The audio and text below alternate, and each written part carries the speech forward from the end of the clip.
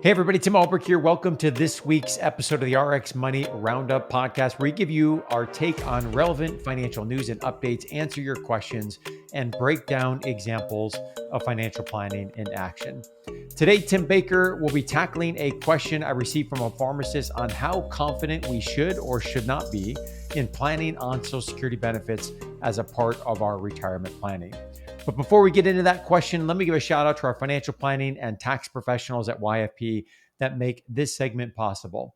At YFP, we support pharmacists at every stage of their careers to take control of their finances, reach their financial goals, and build wealth through comprehensive fee-only financial planning and tax planning. You can learn more and book a free discovery call by visiting yourfinancialpharmacist.com.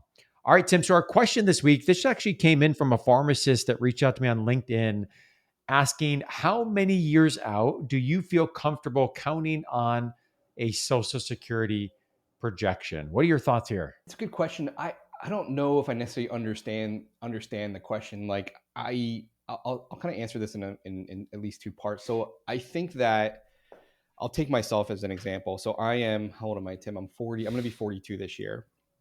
So part of my calculus when I'm looking at my own financial plan is just kind of understand what is a ballpark benefit that I would receive, or I'm kind of fixing to receive if I retire at 62, which is early retirement, my full retirement age of 67, and then delayed claiming, which is 70.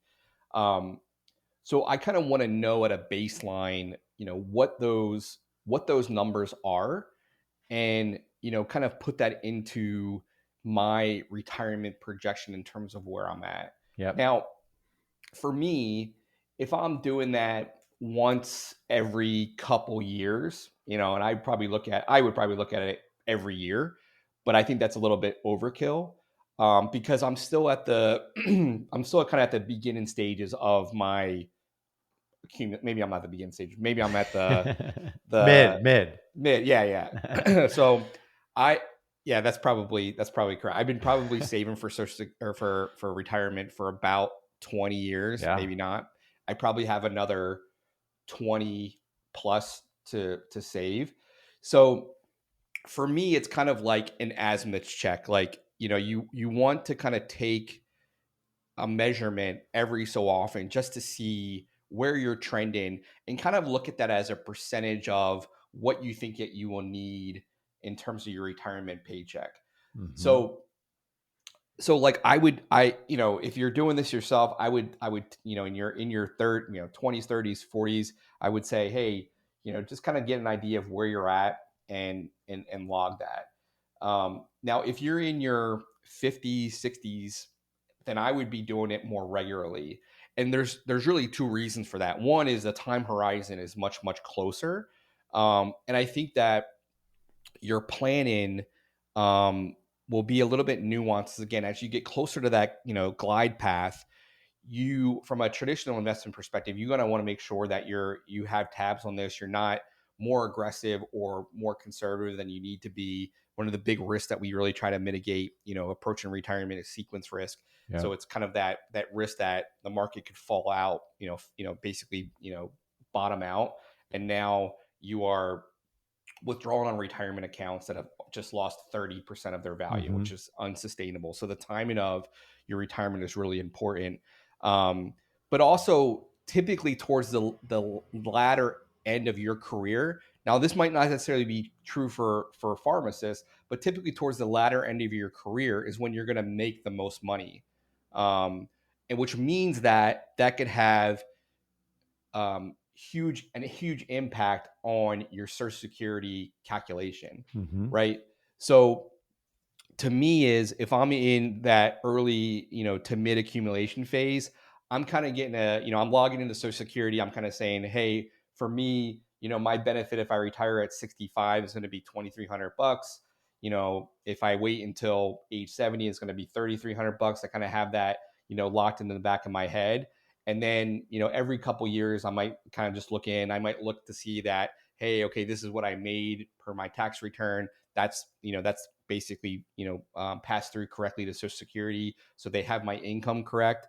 But I'm probably not getting into the nitty gritty, Tim, until probably 5 to 7 years out from retirement to actually see what does this look like and make decisions from there. So that's one way to answer it. I think the other, I think maybe underlying um, ask in this question is like, is Social Security going to be there, and what's that going to look like? That's what I So from hear. that Mhm. perspective, I don't know. I do believe in my heart of hearts that Social Security, and this is going to be a terrible like phrase because we've talked about this with the automotive industry and the banks. It's too big to fail. There's too many people in our society that rely on Social Security to live in retirement. So As a percent of their income in as a retirement, percent of their income, correct. yeah, So if you were to say, hey, psych, just kidding, like we're not, this is going away, it would have, you know, dire consequences for a good part of our society. So I don't ever think that like Social Security is, there's stories like it's going to go bankrupt and things like that. I think that a lot, if you look at the nuance, there's a lot of again, those are headline grabbers, but the Congress is going to do things to either increase our taxes or decrease the benefit or tax the benefits a little bit more hmm to make sure that that trust is intact for the foreseeable future. So to me, if you're listening to this and you're a pharmacist and you're making six figures of income, I feel that you should have a portfolio of well above a million, if not a multi-million dollar portfolio, to essentially build your retirement paycheck and think of Social Security as a supplement to that. Because it is one of the, even though it'll be a smaller fraction than the average American, in terms of your percentage of the Social Security paycheck, it is the one source of income that is inflation protected, that's right. meaning, as the CPI, goes up, so does that benefit. So, when we had the big jump in inflation a couple of years ago, it was like a 9% increase, and then after that it was like 3%. But even that, if you were to go onto the market and try to find an annuity that does that, they don't exist. So Social Security is backed by the full faith and credit of the U.S. government and the taxpayer, but that benefit alone is what makes it valuable even to higher income households that are out there. So it's a little bit of inflation protection, because as you get closer to retirement and into retirement, the stocks portion of your portfolio, which is really meant to combat inflation as you go, becomes smaller, because we really want to focus more on fixed income and our bonds, which protects that principle. So you do need some inflation protection, and you can do that in different types of bond instruments. But Social Security is going to be a stalwart in terms of trying to at least keep pace with inflation, hmm in terms of not necessarily outpacing it. So it's a nuanced question. I again, I'm planning for when I retire in my 60s, maybe at age 70, it's going to be part of my paycheck. It'll probably be a smaller percentage, um, but I think it'll be there. Tim, let me ask you a question, and then let's talk some resources and how you're kind of pulling those numbers and other resources that we've covered on this topic. If folks want to learn more about Social Security as part of the financial plan, um, and my question, really comes down to, while not advice, kind of how you're thinking about this. You alluded to it just a moment ago, in terms of your own financial plan. So, as someone who's 42, you're looking out 20 plus ish years right before you're going to draw a Social Security benefit. Let's assume no changes and when that age would be. This reminds me a little bit of the public service loan forgiveness discussions and debates of like, if the rules were to change, how might that play out? Right. And I think that while we're talking apples and oranges here, if someone's 7 years into PSLF, like, and they were to make changes, are they going to pull the rug out from people that are already on the PSLF pathway? Highly unlikely, not going to probably happen. Right now, for people that are in high school right now and might enter PSLF as a pathway in 5, 7, 10 years, like, yeah, if the rules were to change, like, obviously it might impact future borrowers. And I think that's a reasonable assumption, whatever that might look like. Same thing here, right? If someone's listening to the show and they're a couple years out from drawing Social Security benefits, like I would assume, again, not advice, that we're going to feel pretty darn confident about that benefit. If someone's in their early 20s, maybe we're making some adjustments on what that might look like to be conservative, right? For the reason you mentioned that, hey, we're going to build other retirement income sources, and hopefully this is going to be an add-on to that. So for you, for me, mid-career, we're looking 20 years out. As you're running your own calculations, are you looking at your numbers from the Social Security website and then putting a factor of 50% or something? How are you thinking about it? Yeah, so yes. So the first part of that question is correct. I am looking at the Social Security SSA.gov website. If you don't have a login for that, it's pretty easy. As much as I give government agencies, crap about, like, it's actually a really clean website, It's easy to good. use. So you go in Hmm. there and it kind of shows you like what your benefit would be at 62, 65, 67, and 70. You can go and you can click in to see like all of your different years of earning, which is just fed from the IRS. So it can kind of see how they're calculating it. So for me personally, I'm looking at the benefit and I'm using what's there, right? And I might haircut a little bit to say, because like my strategy right now, again, I'm 30 years out, is I'm going to delay to collect Social Security until I'm 70. So as the current rules stand right now, that's my thing. Because what I want to do is live off of my traditional investments until I get to that age, and then maximize that COLA protected Yeah. benefit from age 70 to hopefully 100 or whatever, how long I live. So I'm doing some type of a haircut. It's probably about, a 70-80%, kind of similar to what we do as a wage replacement ratio when we try to figure out what is the, if you make $100,000, we're gonna base your need on 70,000. And the idea is that, you're not saving for retirement, that type of thing. So it's kind of a similar approach. I wouldn't say there's any like rhyme or reason of why I do that. It's just kind of a factor that I'm baking in myself. So that's kind of my approach Yeah. to it. So I'm using the data that's there, but then I am kind of taking a arbitrary haircut in terms of what I am going to collect at age 70. So that's my approach to kind of calculating what my need would be. Same, right? I'm doing the same thing, and we're putting a little bit of a crystal ball on, but that's part of the whole nest egg calculations. This, of course, being a part of that formula is we've got to make some assumptions, and they're not going to be perfect, and we've got to revisit these over time. But I think anecdotally speaking, I think the knee jerk reaction I see a lot of pharmacists making when I ask this question, and we're doing a nest egg calculation just for, educational purposes, fun, is like, no, I'm assuming zero. Like there's nothing going to be there. And I like to push back against that for all the reasons we mentioned. Now, we don't want to over rely on it and then wake up and we're surprised and we could have done planning early in our career, of course. But as we've talked about ad nauseum on the show, like there is a risk of saving too much, and we've got to factor in some of these equations. So if you're grinding this out to have, this large number in the bank in the future because we're assuming nothing on Social Security at the expense of achieving other goals or living a rich life today, like at some point we got to ask ourselves a question of like, what's the point? What are we doing? And so I'm not advocating that it should be 100% or 50% or 0%. Everyone's got to do that math themselves or work with a planner and kind of figure out what you're comfortable with. But I think for all the reasons we've mentioned, I'm with you. If I had to put my hand on the crystal ball and kind of see what's coming in the future, like the data is really compelling of the percentage of Americans in retirement that largely depend upon Social Security.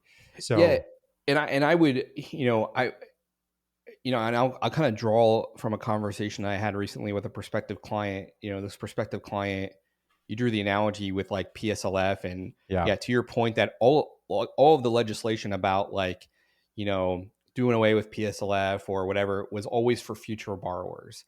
So if you were in that program, you were, as long as you were in it, they were going to see the program through until you were right. forgiven. Because in a lot of cases, like, your if you're doing it correctly, your balance is actually growing. You're not, Mhm. so um, when I talked to this prospective client, she had just switched over from working in retail to working for a nonprofit. She had about $170,000 worth of debt, and she actually just started ramping up her payment to like $3, $4, $5,000 per month. Woo. And I was asking about, as we were kind of seeing, hey, if we're going to be a good fit, I was asking her about the loan. She's like, yeah, I don't want to have the debt. I'm trying to get through it, and all this stuff. And I'm like, stop. like before you go down that path, like I want you to see the math. Look at the math. That's right. Look at the math, and then we kind of overlay the emotion. And Yes. again, like Yes. there's almost like back in the day, I could see more of the trepidation when you were paying yours off, Tim, because nobody was It was forgiven, a right? The cluster. first forgiveness, Yeah. yeah, it was a cluster. The first forgiveness didn't happen until 2017, and it was a trickle. Yeah. Now there's almost 1 million people that have been forgiven, and we've had a good number of our clients that have done that. So what I was saying to her is like, let me show you the math.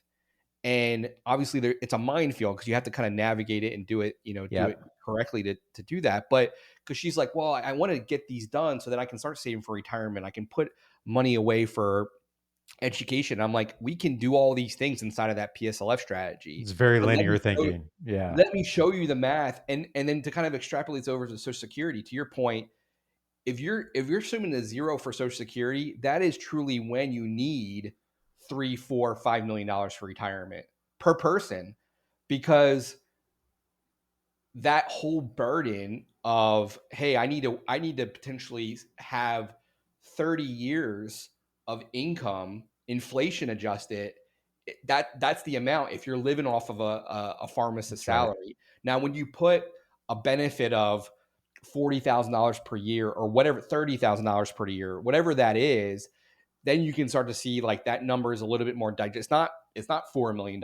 It's actually Changes something dramatically though. Yeah. dramatically, right? Yeah. So to me, it's the same thing in PS. Like, let me show you the math, and to your point, like it is not a good thing to squirrel away money for the future at the expense of the present, right? That's not a good thing. Like, and I'm a saver. Like, I'm like naturally, and that's the thing that Shay and I are really good at. She's like, I'm really more looking to the future, and she's like, hey, we have kids. Like, let's make sure that we're doing fun things, and I think that's a great yin and yang, so to speak. But to me, there's emotion around this, obviously, but like, let me show you the math, and then we can overlay the emotion and kind of come up with a plan of attack in terms of how we're gonna, crack the Rubik's cube that is retirement planning. And again, it's multifaceted. Mhm. It's hard. So I think the questions about Social Security, because so just like PSLF, so much of the headlines were negative. So much of the headlines about Social Security are negative. Is it going to be there? Like, and my answer to that is yes. Now it could look a lot different. Same with PSLF. We could wake up and they could pass legislation that it's not 15, it's not 10 years, it's 15 years, or some other thing that restricts it more, to makes it less appealing to borrowers. But at the end of the day, I think there is going to be there's going to always be a baseline type of Social Security program, because I think we're reliant on it at this point. And it would be devastating for retirees, both present, but even in our generation, because I think there's just not a lot of focus. And again, this is the system that we created, Yeah. so Yeah. that's just That's my right. thought. Tim, great stuff. Let me wrap up by pointing our listeners to some resources that we have mentioned. You mentioned SSA.gov. There's a My Account feature. We'll link to that in the show notes. Great resource. To me, it's put it on your calendar as one of those once a year recurring, Yeah. tasks that you get your statements just to check in and keep this top and center as a part of the financial plan. We also have covered this topic on some previous episodes. Episode 242, we talked about Social Security 101, history of how it works, why it matters as a part of the financial plan. And then episodes 294, 295, we talked about 10 common Social Security mistakes to avoid. So we'll link to all three of those in the show notes. And as we wrap up, if you have a question that you would like us to feature in the future, if you have a topic that you would like us to cover and to get our thoughts on, you can send us an email at info@yourfinancialpharmacist.com, or you also can send us a voice memo by visiting yourfinancialpharmacist.com/ask. As we wrap up, an important reminder that the content from this podcast is for informational purposes only, not intended to provide and should not be relied on for investment or any other advice. Information in this podcast and the corresponding materials should not be construed as solicitation to offer, buy, or sell any investment or related financial products. For more information on this, you can visit yourfinancialpharmacist.com/disclaimer. Thanks so much for listening, for your support of the podcast, and we'll catch you back here again next week. Have a good one.